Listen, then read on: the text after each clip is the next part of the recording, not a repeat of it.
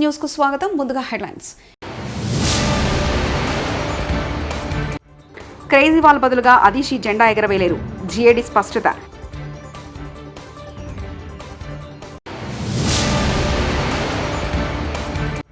నిర్వహణ లోపం వల్లే ప్రాజెక్టులకు ఇబ్బందులు, మంత్రి నిమ్మల.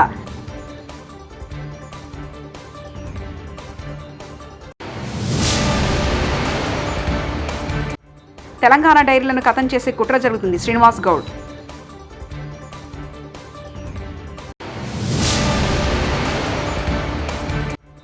కేసులు నాకు కొత్త కాదు, అధికారులకు నోటీసులు ఇస్తా, దానం నాగేందర్. స్వాతంత్ర దినోత్సవ సందర్భంగా ఢిల్లీ ప్రభుత్వం అధికారిక కార్యక్రమంలో జాతీయ జెండాను ఎగరవేస్తారని అనిశ్చితి ఓవైపు కొనసాగుతుండగా సాధారణ పరిపాలన విభాగం మంగళవారం నాడు కీలక వ్యాఖ్యలు చేసింది. ఎక్సైజ్ పాలసీ కేసుల్లో తిహార్ జైల్లో ఉన్న ముఖ్యమంత్రి అరవింద్ కేజ్రీవాల్ తరఫున మంత్రి అతిషి జాతీయ జెండాను ఎగరవేయడానికి అనుమతి లేదని తెలిపింది. అరవింద్ కేజ్రీవాల్ కోరిక మేరకు రాష్ట్ర మంత్రి అతిషి జెండా ఎగరవేయడానికి ఏర్పాట్లు చేయాలని సాధారణ పరిపాలన విభాగం మంత్రి గోపాల్ రాయ్ అధికారులను సోమవారం నాడు ఆదేశించిన క్రమంలో జీఏడీ అదనపు ముఖ్య కార్యదర్శి నవీన్ కుమార్ చౌదరి తాజా వ్యాఖ్యలు చేశారు. కరప్షన్ కలెక్షన్ కాంగ్రెస్ విధానమని మాజీ ఎమ్మెల్యే సుదర్శన్ రెడ్డి సంచలన ఆరోపణలు చేశారు. మాజీ మంత్రి హరీష్ రావుపై మంత్రి పొన్నం ప్రభాకర్ చేసిన వ్యాఖ్యలను ఖండిస్తున్నామని అన్నారు. హరీష్ రావు పని విధానాన్ని తప్పుపట్టి నైతిక అర్హత పొన్నం ప్రభాకర్కు లేదని మండిపడ్డారు. మంగళవారం నాడు తెలంగాణ భవన్లో సుదర్శన్ రెడ్డి మీడియా సమావేశం నిర్వహించారు. ఈ సమావేశంలో కాంగ్రెస్ ప్రభుత్వంపై తీవ్ర విమర్శలు గుప్పించారు. వేలాది మంది రైతులు రోజు తిరిగి ఆరా తీస్తూ ఉన్నారు, మా రుణమాఫీ ఏమైంది అని చెప్పి. రేషన్ కార్డు ప్రామాణికం కాదన్నారు మీరే. రేషన్ కార్డు ప్రామాణికంగానే ఇవాళ రుణమాఫీ అవుతున్నది, నిజమా కాదా చెప్పాలి రైతులకి. ఇవాళ ఒక రైతు 2 బ్యాంకుల్లో లోన్ తీసుకోవచ్చు, 3 బ్యాంకుల్లో లోన్ తీసుకోవచ్చు కాక, అది తన హక్కు. కానీ ఆ పేరు మీద కూడా రుణాల మాఫీ జరగటం లేదు. 1,00,000 లోపు వాళ్ళు కూడా ఇప్పుడు రుణమాఫీ కానటువంటి వాళ్ళు వేల ఫిర్యాదులు వచ్చినవి. 1,50,000 లోపు కానటువంటి వాళ్ళు మెసేజ్ ముఖ్యమంత్రి గారి సందేశం వచ్చిన తర్వాత కూడా. తెలంగాణ పాల డైరీలు ఖతం చేసే కార్యక్రమం జరుగుతుందని మాజీ మంత్రి శ్రీనివాస్ గౌడ్ ఆరోపించారు. పాలు పోసిన తెలంగాణ పాడి రైతులకు డబ్బులు చెల్లించకుండా వేధిస్తున్నారంటూ ఆయన మండిపడ్డారు. ఈ సందర్భంగా తెలంగాణ భవన్లో మాజీ మంత్రి ప్రెస్ మీట్ నిర్వహించారు. గతంలో రైతులు వ్యవసాయంతో పాటు పశువులపైన ఆధారపడేవారని, రాష్ట్రంలో ఇప్పుడు ఆ పరిస్థితి లేదని ఆయన అన్నారు. 4 నెలలు గడుస్తున్నా పాడి రైతులకు డబ్బులు ఇవ్వకుండా వారిని మనోవేదనకు గురి చేస్తున్నారంటూ మాజీ మంత్రి శ్రీనివాస్ గౌడ్ ఆగ్రహం వ్యక్తం చేశారు. ఈరోజు పాడి పరిశ్రమ చూస్తే ఒకప్పుడు రైతులకు ప్రత్యామ్నాయంగా ఇన్కమ్ ఇది. ఒక రైతు 5 ఎకరాల పొలం ఉంటే, 2 ఎకరాల పొలం ఉంటే ఒక 5 బర్రెలు పెట్టుకునేది, ఒక 5 గొర్రెలు పెట్టుకునేది, మేకలు పెట్టుకునేది, కోళ్ళు పెట్టుకునేది, కోళ్ళు అమ్ముకునేది, కంట్రీ కోళ్ళు. అదేవిధంగా పాలు పోసుకొని బతుకుదెరువు. పంటలు ఒకవేళ పండగ పోయినా పాల ద్వారా రోజు గడిచేది. ఆ బర్రెలు ఆవులు పెండ ద్వారా ఎరువులు, కృత్రిమ ఎరువులు కూడా తయారు చేసుకునేది. వర్షాకాలం వస్తుందంటే చేనులకు ఎరువు కొట్టుకునేది కృత్రిమంగా. ఈరోజు గత 9 సంవత్సరాలుగా మా పాడి పరిశ్రమ ఎక్కడ పోతుంది? నిర్వహణ లోపం కారణంగానే ప్రాజెక్టులకు ఇబ్బందులు తలెత్తుతున్నాయని ఏపీ మంత్రి నిమ్మల రామానాయుడు అన్నారు. గత వైపాకా ప్రభుత్వం ప్రాజెక్టుల నిర్వహణ కోసం నిధులు వెచ్చించలేదని విమర్శించారు. తుంగభద్ర డ్యామును మంత్రి పయ్యావుల కేశవతో కలిసి ఆయన ఈ ఉదయం పరిశీలించారు. సాధ్యమైనంత త్వరలో స్టాఫ్ లాగ్ కేట్ ఏర్పాటు చేస్తామని చెప్పారు.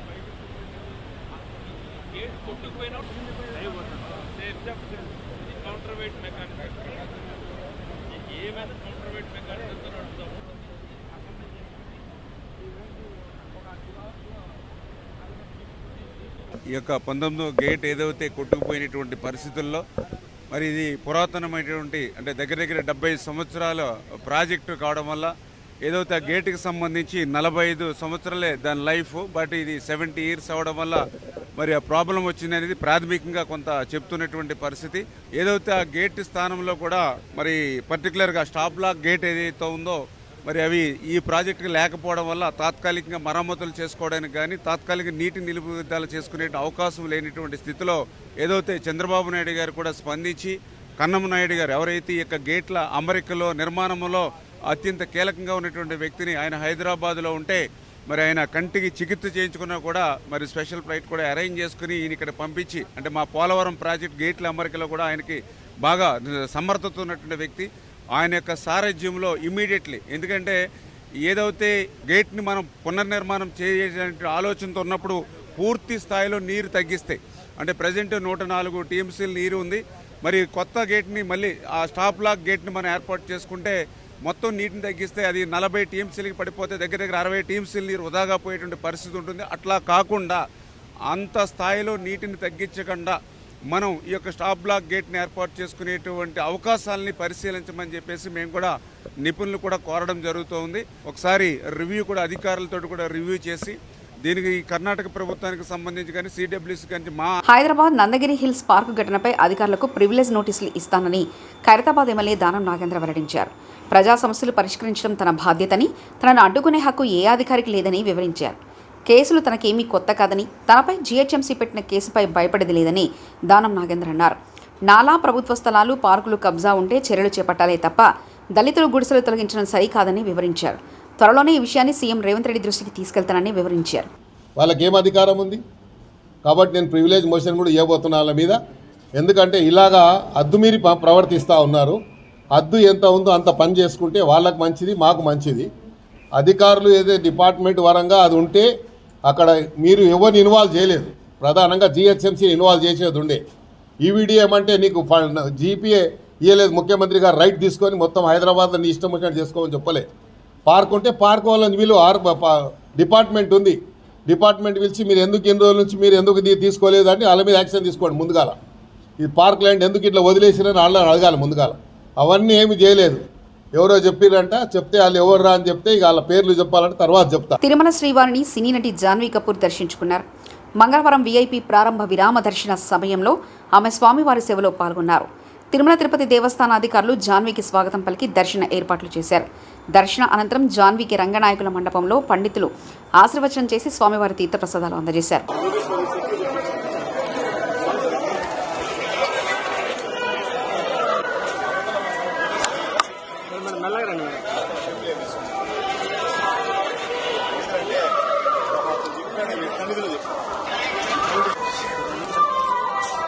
మేడం ఓకే ఓకే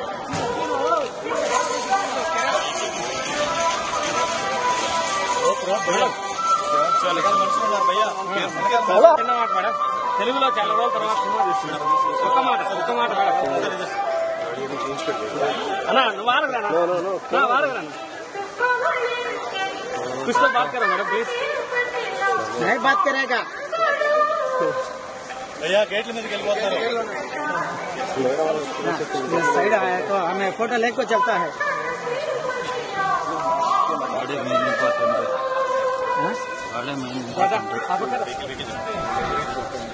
अंदर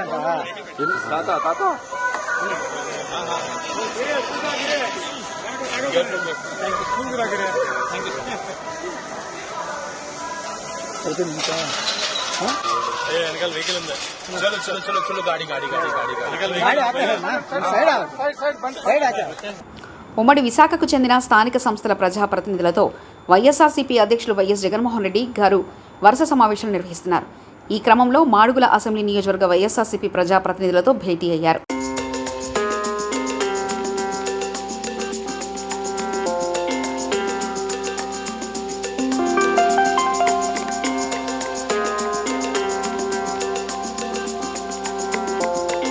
ఏపీలో రెడ్ బుక్ రాజ్యాంగం నడుస్తుందని మాజీ మంత్రి జోగి రమేష్ వ్యాఖ్యలు చేశారు.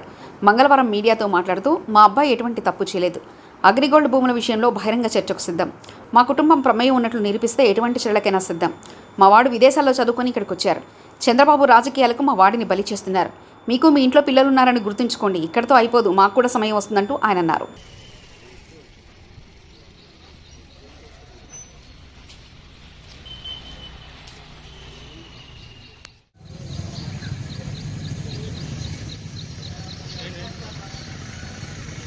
బీజేపీ నేత మాజీ మంత్రి జోగి రమేష్ను రాజకీయంగా ఎదుర్కోలేక ఆయన కొడుకుపై చంద్రబాబు అక్రమ కేసులు పెట్టించారని, చంద్రబాబు వైఎస్ఆర్ కాంగ్రెస్ పార్టీ నాయకులు కార్యకర్తలపై ఎన్ని అక్రమ కేసులు పెట్టినా, అరెస్టులు చేయించినా ఆయనను ప్రశ్నిస్తూనే ఉంటాం, ఆయన తప్పులను ఎండగడుతూనే ఉంటామంటూ పేర్ని నాని మాజీ మంత్రి వ్యాఖ్యానించారు. గట్టిగా పనిచేశారు. తెలుగుదేశం పార్టీకి వ్యతిరేకంగా లేదా చంద్రబాబు నాయుడు గారు జగన్మోహన్ రెడ్డి గారిని దూషిస్తే లేదా దుర్మార్గంగా మాట్లాడితే దానికి ఎవరెవరైతే కౌంటర్లు చేశారో ఆ కౌంటర్లు చేసిన అందరినీ కూడా కక్ష సాధించుకుంటాకి తప్పితే గడిచిన 60 రోజుల్లో చంద్రబాబు నాయుడు అధికారానికి వచ్చినటువంటి 60 రోజుల్లో ఎన్నికల హామీ ఒక్కటన్నా అమలు చేశాడంటే అమలు చేయలేదు, లేదా ఎన్నికల హామీ అమలు చేయకపోవటమే కాకుండా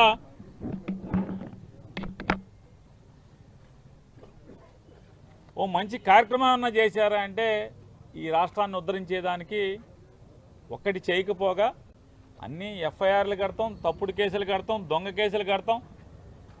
ఏదో రకంగా వైఎస్ఆర్ కాంగ్రెస్ పార్టీలో జెండా మోసే చిన్న కార్యకర్త దగ్గర నుంచి మాజీ మంత్రుల వరకు అందరినీ కూడా భయభ్రాంతులను చేసి ఎవరు కూడా పార్టీ పరంగా బయటికి రాకూడదు, తద్వారా రాజకీయ లబ్ధి పొంది దీర్ఘకాలం తన కొడుకు. నల్గొండ జిల్లా నార్కెట్పల్లి మండలం దాసరిగూడెం శివారులో 12th బెటాలియన్ ఫైర్ రేంజ్లో నల్గొండ జిల్లాకు చెందిన పోలీస్ స్టేషన్ పరిధిలో పట్టుకున్న గంజాయిని దహనం చేసిన నల్గొండ జిల్లా ఎస్పీ శరత్ చంద్ర.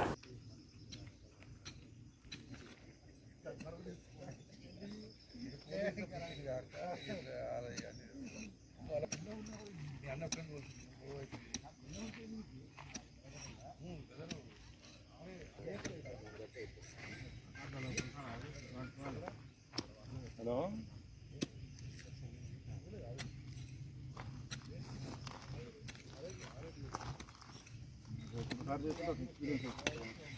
సార్ నమస్తే.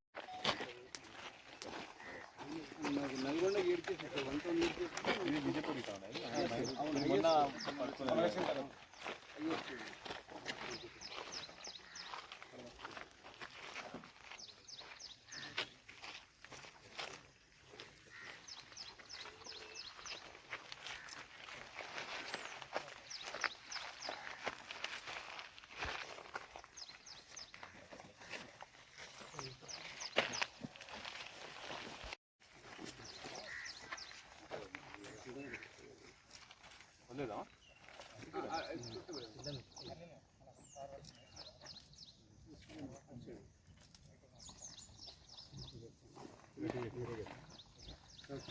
సార్ ఒకసారి మళ్ళీ ఇక్కడ పైన రండి, కొంచెం ముందుకు రండి.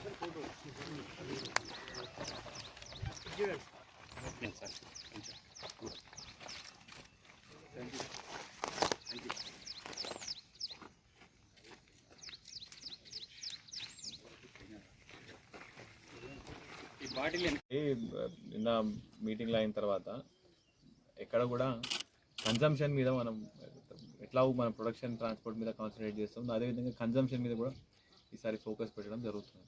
సో ఒకవేళ ఎవరైనా కన్జ్యూమ్ చేస్తున్నారు, తెలియక చేస్తున్నారు అంటే ఇప్పుడు సెక్షన్ 27 ఎన్డీపీఎస్ ప్రకారం కన్జంప్షన్ కూడా చట్ట పరితే నేరం.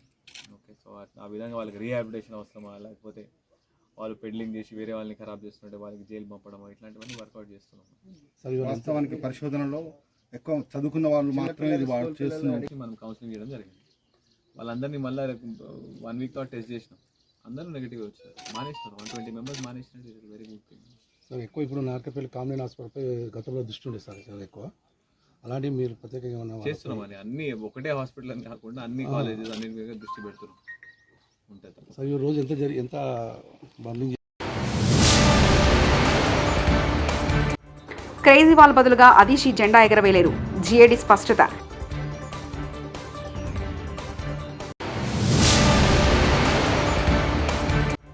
నిర్వహణ లోపం వల్లే ప్రాజెక్టులకు ఇబ్బందులు, మంత్రి నిమ్మల.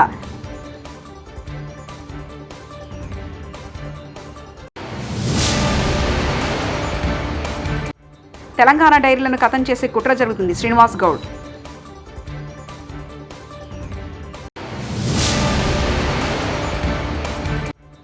కేసులు నాకు కొత్త కాదు, అధికారులకు నోటీసులు ఇస్తా. దానం నాగేందర్.